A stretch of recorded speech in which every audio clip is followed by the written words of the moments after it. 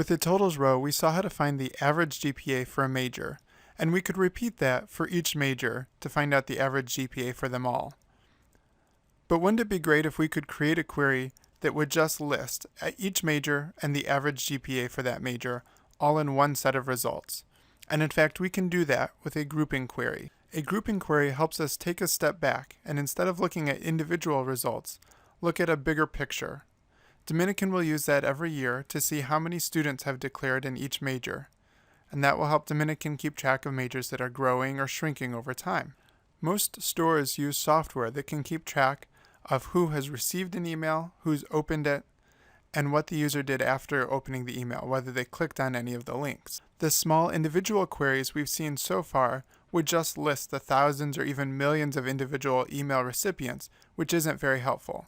But by using a grouping query, a company could quickly see which emails were the most successful, which were opened the most, and what kind of sales in those emails got customers to click on the links and eventually buy a product. Let's see how a grouping query works by going back to our initial example, finding the average GPA for each major.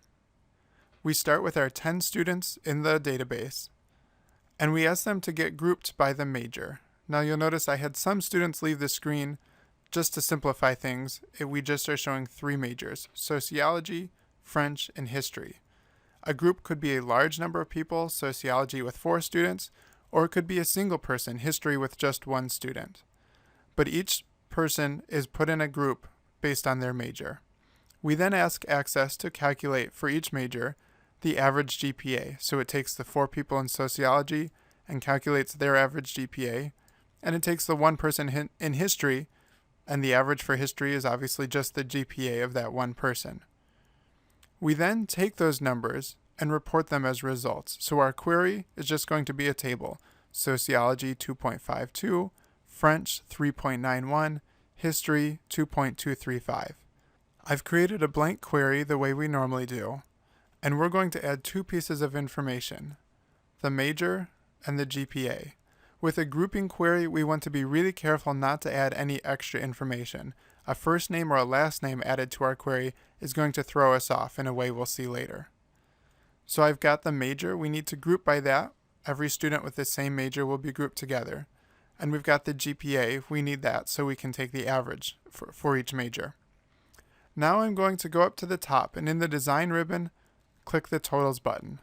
This is different than the totals row. The totals row was a button when we were looking at the query results. This button is in the query design. It's easy to get those backwards, so it's very important to keep track of that. We click the totals button in our design view, and then that shows up a totals row at the bottom. We want to group students by their major, so we'll leave that alone.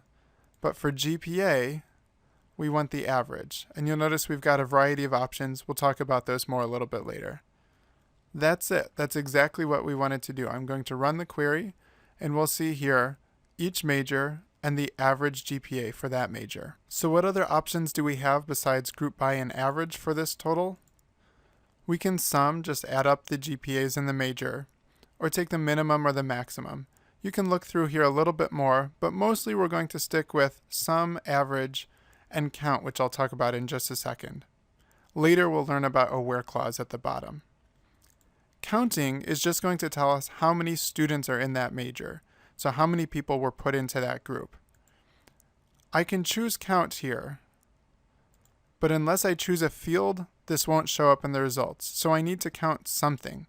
It's actually not very important what I choose to count, except that if something is blank, it doesn't get counted. So if I choose birth date and we don't have a student's birth date, they're going to show up as not included. That means even though there are 4 students in sociology, if one of them doesn't have a birth date, it would look like there were only 3. As a result, I encourage you to choose whatever the primary key is, ID in this case. ID is not allowed to be blank because it's a primary key. Since it's not blank, we know we're going to get the correct count here in our results. Let me run that, and we'll see that biology has 1 student with an average of 3.27. Sociology has 4 students with an average of 2.52. Earlier I mentioned we have to be very careful about what fields we put into a grouping query. Let's see why that is. I've gone back to having our major and our GPA in the query, but I also added first name, something we didn't actually want in the results. By default, this is left as group by in the totals row. Let's leave it just like that. When I go to run this, I no longer have one row with the sociology students. I have 4 rows, all labeled sociology. And I don't have one average GPA. I have the average GPA for each of those 4 students. That's because I'm grouping by major and by first name. If we're grouping by more than one thing, in order to be put into the same group, all those things must be equal. So in order to be in the same group, a student would have to have the same major and the same first name. If there were 2 sociology students named Charles, they'd be in the same group, but a sociology student with a different name would not be. That's not what we want here. We want one group with all the sociology students so we can find out their average GPA. So putting the first name in our query has messed that up.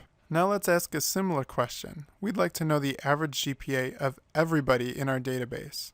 So we'd like to put them all into one group rather than in separate groups based on major, calculate their GPA, and get that result from our query. It turns out that's really easy and simple to do using this same idea.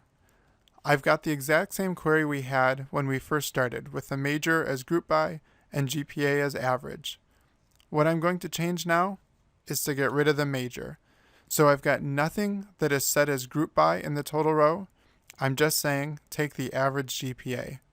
And when I run this, because there's nothing to group by, it puts everyone into the same group, and it tells me what is the average GPA of everyone in our database.